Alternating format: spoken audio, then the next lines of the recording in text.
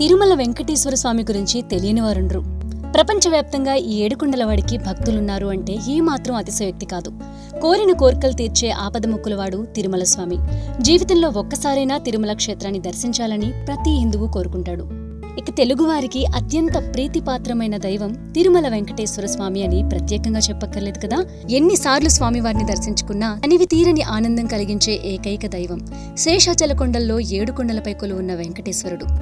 అందుకే ఆయనకు ఏడుకొండలవాడుగా పేరు. ఏడుకొండలవాడ వెంకటేశ్వర అనాథరక్షక అని ఆర్తితో పిలిస్తే ఎంతటి కష్టాన్నైనా ఆయన మాయం చేస్తాడన్నది భక్తుల విశ్వాసం. మరి శ్రీ వెంకటేశ్వరుడు 7 కొండలపైనే ఎందుకు కొలువయ్యాడు? తనకిష్టమైన భక్తుల నుంచి ఎందుకంత దూరంగా నివసిస్తున్నాడు? భక్తులకు అందుబాటులో ఉండడం ద్వారా ఎక్కువ మందికి దర్శన భాగ్యం కలిగించొచ్చు కదా అన్న అనుమానం కొందరికి కలగడం సహజం.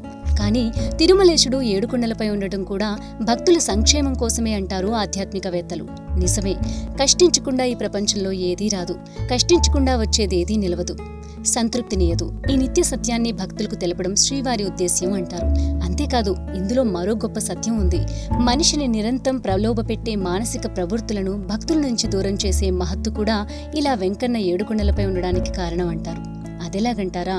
7 కొండల్లో 6 కొండలు స్వామి దృష్టిలో మనలోని 6 రుగ్మతలు: కామం, క్రోధం, లోభం, మోహం, మదం, మాత్సర్యం. సామాన్యులను నిత్యం ఇబ్బంది పెట్టే లక్షణాలు. వీటిని అధిగమిస్తే పరమానందం మానవుని సొంతం.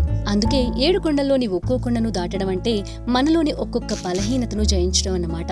తిరుమలేశుని మనసారా తలుచుకుని గోవిందనామం జపిస్తూ స్వచ్ఛమైన ఆత్మతో ఒక్కో కొండ దాటుకుంటూ వెళ్లిన తర్వాత స్వామిని దర్శిస్తే అంతులేని ఆనందం లభిస్తుంది.